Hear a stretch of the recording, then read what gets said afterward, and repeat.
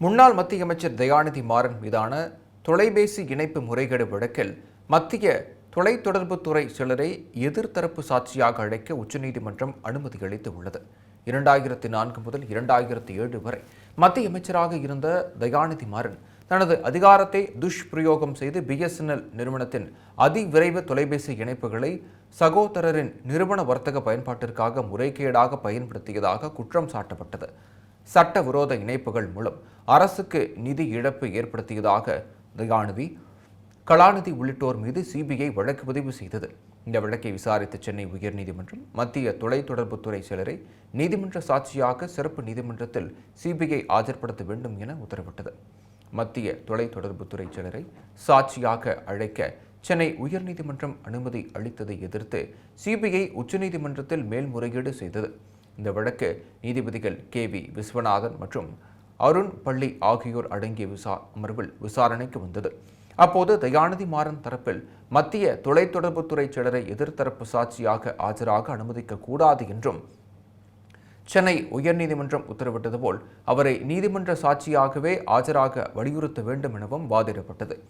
CBI தரப்பில் தொலைத்தொடர்பு செயலரை நீதிமன்ற சாட்சியாக அழைக்க உயர்நீதிமன்றம் பிறப்பித்த உத்தரவை ரத்து செய்ய வேண்டும் என வாதிடப்பட்டது. இரு தரப்பு வாதங்களை கேட்டறிந்த நீதிபதிகள் மத்திய தொலைத்தொடர்புத்துறை செயலரை நீதிமன்ற சாட்சியாக அழைக்க அனுமதி அளித்த சென்னை உயர்நீதிமன்றத்தின் உத்தரவை ரத்து செய்தனர்.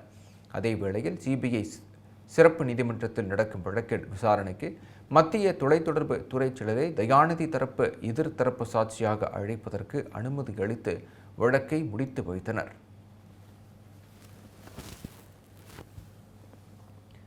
தயாநிதி மாறன் மீதான BSNL சட்டவிரோத தொலைபேசி பரிமாற்ற வழக்கில் கடந்த காலத்தில் CBIக்கு ஆதரவாக வாதாடிய அட்டார்னி ஜெனரல் தற்போது குற்றம் சாட்டப்பட்டவருக்காக வாதாடுவதை வன்மையாக எதிர்க்கிறேன் என ஆடிட்டர் குருமூர்த்தி தெரிவித்துள்ளார்.